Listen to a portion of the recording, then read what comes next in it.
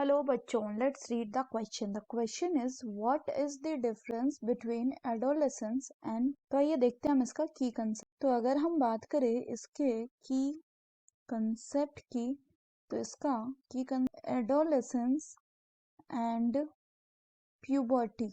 Adolescence and puberty. तो अगर हम एडोलेसेंस एंड प्यूबर्टी की बात करें तो हम दोनों में आइए यहाँ पे क्या देखते हैं, डिफरेंसेस देखते हैं. तो if we talk about adolescence, तो एडोलेसेंस क्या है? So adolescence is the period, it is the period of life when the, जब क्या होता है, व्हेन द बॉडी, जब आपका बॉडी अंडरगो करता है, किसको, when the body undergo changes, और इन चेंजेस के कारण क्या होता है, that leading to the productive maturity आती है. इसको हम क्या कहते हैं, this is called as the adolescence. और एडोलेसेंस का जो पीरियड है ये शुरू होता है कब, इट बिगिंस अराउंड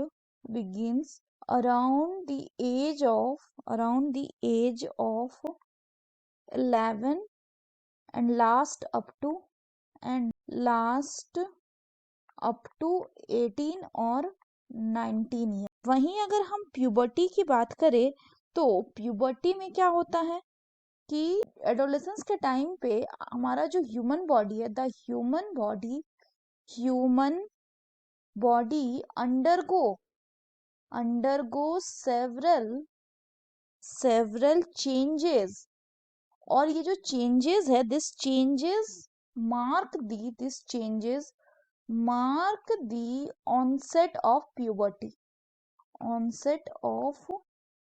puberty. यानी साफ शब्दों में अगर कहें तो एडोलेसेंस जो है ये क्या है, so adolescence is the period of physical and psychological transaction. जबकि प्यूबर्टी जो है वो उस फिजिकल ट्रांजैक्शन को बोल रहे हैं या उस सेक्सुअल चेंजेस को बोल रहे हैं जो हो रहा है during the period of adolescence. So हम कह सकते हैं यहाँ पे कि प्यूबर्टी जो है ये क्या है, so puberty is a stage, it is a stage within the adolescence. ये एडोलेसेंस के अंदर ही एक स्टेज होता है. और ये जो प्यूबर्टी होता है ये क्या है, ये फिजिकल ट्रांजैक्शन हो गया जो कि एडोलेसेंस के टाइम पे हो. तो जैसे कि प्यूबर्टी में क्या होता है कि बॉयज एंड गर्ल्स के जो रिप्रोडक्टिव सिस्टम होता है, ये फंक्शनल हो जाता है. ये कैसा हो जाता है, फंक्शनल हो जाता है. And they become able to reproduce. तो ये जो एबल टू रिप्रोड्यूस हुआ, ये क्या हुआ, ये प्यूबर्टी हुआ. और जो ये फेज है जब ये चेंजेस हो रहे होते हैं उसको हम क्या कहते हैं, that is called as the adolescence. So that's all for the question बच्चों. Hope you understood it well. Best of luck.